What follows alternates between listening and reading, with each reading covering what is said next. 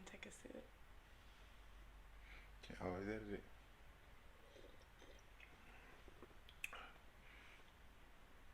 No.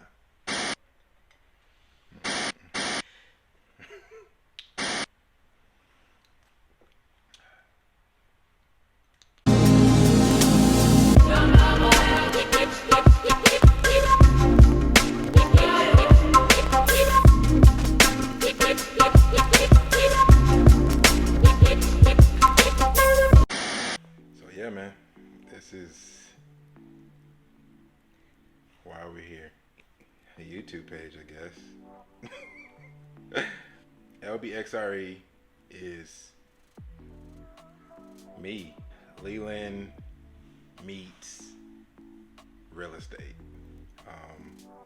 I'm really thinking about like what I want this channel to be about, and I think the word that comes to mind is like always like authenticity. Just being like genuinely who you are. I think, like I said, like that's a part of LBXRE is like hey, like it's you, but it's you with a collaboration with what you do. Real estate. It could be LBX entrepreneurship, LBX trucking, LBX whatever. It's like being authentically you, and letting that kind of shine through to what it is you decide to do. And for me, it's just always about like, hey, what's the thing I always say, right? When I talk to people, it's like, you know what I know. And I think that's what, honestly, this channel is about. Like, this whole thing is about, like, you know, people who may look like me, may not look like me, may not look like your quintessential real estate investor or developer or architect or whatever. You know, having the confidence to just be like, yo, hey, if he can do it, I can do it. That's just kind of like how I feel about it. It's just like, it's authentic, it's transparent, it's the journey, it's the process. It's like, yo, like, just come on. You know what I'm saying? Like, if you want to, like, figure it out, like, maybe there's something about this sparks something in you. Maybe it encourages you. Maybe it inspires you. And, you know, that's just one more person. You know what I'm saying? So. And that's honestly how you got started, right? It Yes. was, you know, in real estate specifically is like YouTube, Yep. seeing other people. For sure. Yeah. I mean, that's a good point. Like, YouTube University is a real thing, man. Like, you think it's something. YouTube's just a crazy place. I'm a huge consumer of YouTube content, so I think that's kind of where this felt natural. It felt like a natural progression because, you know, you learn so much. You get inspired. You get encouraged to do things that you see other people doing, that look like you or that might come from a similar place that you came from. And so people like Max Maxwell, Naza, the real estate guru, Flip Man, I mean, even to like Bigger Pockets podcast, they're always trying to show you people that look like an everyday person that are doing special things. I mean, that are changing their lives, changing their families' lives, and trying to inspire and educate and expose ideas and concepts to the next people. So I think that's kind of it, right? Yeah, I love that. Yeah. So shoot, what is it coming out? So we were corporate through and through. We went to school. Grind. We went to school for computer science. We were 20 years old, and what's his name? Professor Dozier was like, yo, shout out Professor Dozier, A&T. But he was, you know, first day of class, he was in there. We were both in the same class. Comp Sci 101. Comp Sci 101. And he was like, yo, like, you guys are going to make $70,000 when you graduate here. And then everybody looked in the room and was like, oh, we in the right place. This is 2009 now. Yeah, this is 2009, and like 70 grand was more than our parents, or at least at that age, that stage of your life where you're like 21, 22, to make $70,000, you think to yourself like, yo, I'm gonna be set. I'm cool. I'm chilling. So All good. for the next 4 years, we grinded to acquire this degree that was gonna get us that $70,000 job, eventually a six-figure paying job, because that's like the gold standard. And we did it. You know, we'll spare you the details of that. That's another story for another day. But first of all, didn't get to 70,000. So, you know, eventually I got to that point. But the point is that regardless, I got out of school, I got a job, and I started to realize, like, man, I gotta do this every day. It ain't no end to it. At least, like, the way you saw it wasn't no end to it. You work with people who've been doing it for 20 years, 30 years, and you just felt like, hey, like, okay, well, I'm gonna be just like that to some degree. You know, maybe a little bit better, maybe a little bit sooner, but I'm gonna be doing this for a long time. And I think, you know, I say, first of all, there's nothing wrong with a corporate job. Or I know there's this idea of like, yo, like you got to be an entrepreneur. That's the only best way to do it. But that's not the case. I think the true thing is, like, you need to be fulfilled in what you do. And there's no amount of money from a salary that will fulfill you by itself. It's got to be, you know, attached to what I believe is everyone's purpose and like what you were born to do, what you were created to do. And so, yeah, I was working, and I was working my way up.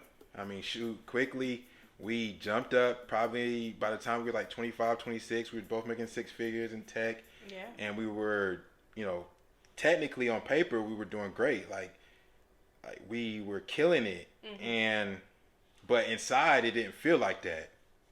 Every day didn't feel like we were killing it. It felt like we was dying.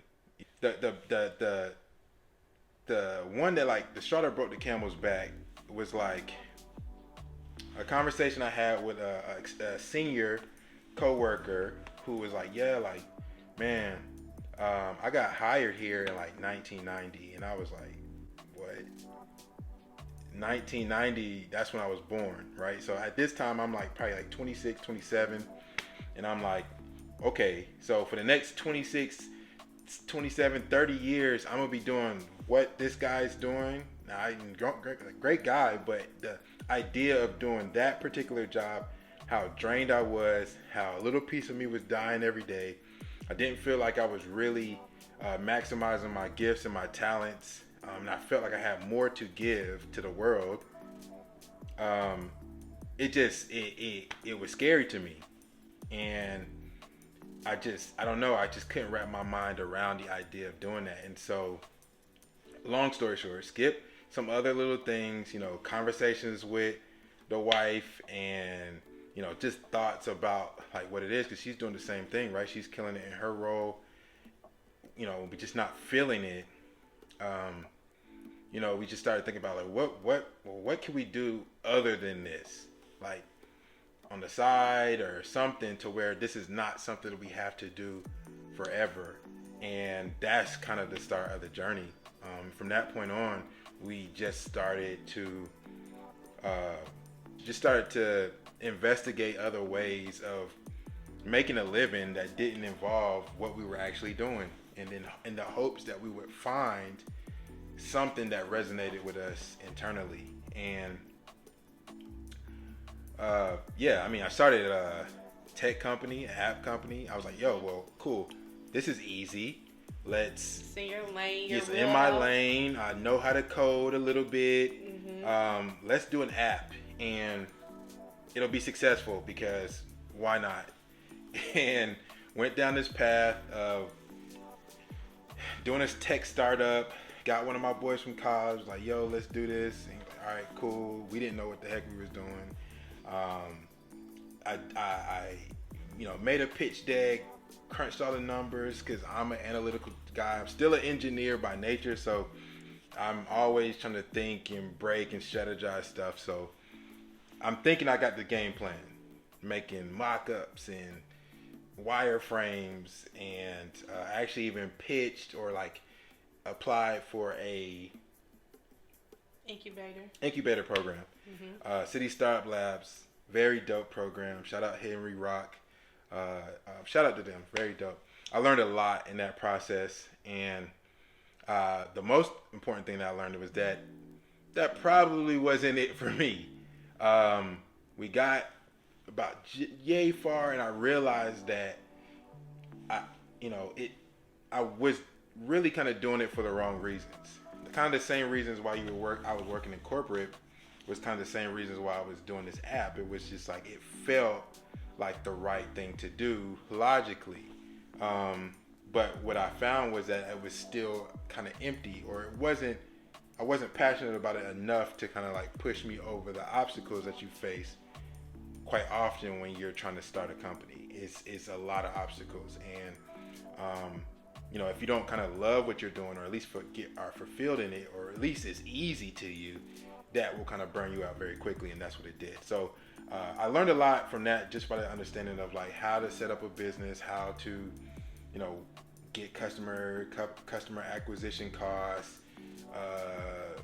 value proposition, all the basic things that you need to start a successful company. I learned that quite a bit in that program, but ultimately this was like 2017. I ultimately ended to like just put it to the side. It's not dead. Maybe I'll do it later, but I definitely put it to the side. And what's next? Oh yeah. So you sent me a video of some guy. You was like, "Yo, it's some guy in Charlotte, North Carolina somewhere, and he's flipping houses or something." And we were like, "All right, cool." Like, we watch HGTV like everybody does, and like, Torque and Christina, like they're making a killing, 80 grand. Like we can do that, right? Flip. Yeah. So we, you think that you can do this, and then when you see somebody that looks like you doing it, and they're showing you on YouTube every day about the process and the journey for them, you tune in. And so that's what I did. I used to be at work watching YouTube videos, and everything kind of changed for me when I was watching the YouTube video, and he was like, "Yeah, like it's like Monopoly in real life." And I was like, "Oh shoot." Like, if anybody knows me, right, like the people who know me know, like Monopoly is like my absolute game. So like anybody, I will, we can get it in Monopoly. So it's definitely in my family. It's like a rite of passage for the men in my family. The women can play, but they don't because we get too serious in it. It's too much. It's too much a little time. But it's fun. Long story short, man, like it's like the game teaches you so much about life and real estate, surprisingly. But when Max said it like that, to me, it kind of like a light bulb. And I was like, wow, I love this game so much. I love the strategy that's involved with it. I love the creativity that you can put in that board game. And he equated that to doing real estate investing in real life. And I was like, yo, I think I can do this. And that was like the spark that was like, okay, I'm going to give this a shot. I didn't know what it was going to be or what I was going to do in it, but I was like, I'm just going to give it a shot because, I had the confidence from trying to start a tech company to like, yo, we can do it, right? Let's give it a shot. And so, shoot, man, that's where it kind of got started, was wholesaling in North Carolina. And man, I made so many mistakes early. I met so many people along the way early that I still know that we still chop it up. They're still doing great. But yeah, I just made a lot of mistakes. I mean, I had, if anybody knows who's done real estate before and you mess with wholesalers and you know that they over project their numbers and it's just all wrong. You just do it all wrong. And so I was no different. I just had it all wrong, but I was like determined to like figure it out. Really what I said was like I wasn't going to quit until I completed like one full wholesale transaction. Yeah. I was like, all right, if I complete it and I hate it, then I can say to myself for sure, like, all right, I don't want to do this no more. But I did it. And so I did. Went to the seminars. Yeah. Went to the seminars. I mean, courses. We paid money for courses, seminars. And scam seminars. Scam seminars. Like, don't do them. Hey, $1,500 will show you everything you need to know about how to flip houses in a weekend. And then you get there, and then it's somehow $40,000 to teach you how to do everything in a weekend. I don't know. It's a crazy. Don't do that. Don't do that. But either way, like we did that. We didn't do the 40 grand. We did the 1,500. We realized like after they tried to upcharge us that this wasn't it, and then we started looking for other ways. Started reading books, more YouTube, and then ultimately what it came down to is like I got so full of knowledge of how to do it, right? Like, oh, I read every book. I know all the terms, ARV and all that sort of stuff, and I just got so paralyzed from when it's actually taking action. And that was Maxwell's whole thing was like, yo, like you just gotta take action on what you know, and even if you don't know it all, it's okay. You can just adapt. And so that's kind of how it started, man. I mean, we just ever since then it's just been trying and adapting and learning and adapting and we did a few wholesale deals, realized that wholesaling wasn't necessarily my cup of tea. Like, it's dope, don't get me wrong, a lot of people are doing very well in it, but I don't know, something about like the grind I didn't necessarily like. I liked doing fix and flips where I got to get in and be a little bit more creative and create something that people bought for 30 years. Like, for some crazy reason, like to me, when you put this energy and effort into designing and flooring, paint, hardware tones, kitchen layout, bedroom layout, home layout, and it all comes together and it's beautiful, and then someone, multiple people come to see the house and they're like, yo, like your vision for this place and how you brought it to life is beautiful, and I'm willing to pay money on it for 30 years. That's kind of dope. So that's kind of like what was like addicting to me. Like, once I did that on the first deal where we actually like flipped the house and put some energy and effort into it, it was like, wow, like this is dope. I really like it. I like creating something that people enjoyed. So like I said, creating this home for people that they buy was like so dope to me, and it inspired me to keep going. And so we started doing more fix and flips, and the natural progression that everybody says, like, okay, you go from wholesaling to fix and flips, and then what's the next thing? Rentals, right? So you started getting rental properties, creating Airbnbs. We bought a apartment complex and fixed that up. That was dope. All these things that we probably do a video on and show you guys like the thought process and how we acquired it in the deal deep dive, stealing that from Bigger Pockets, how they go into the specifics of the deal. But we'll probably do stuff like that. And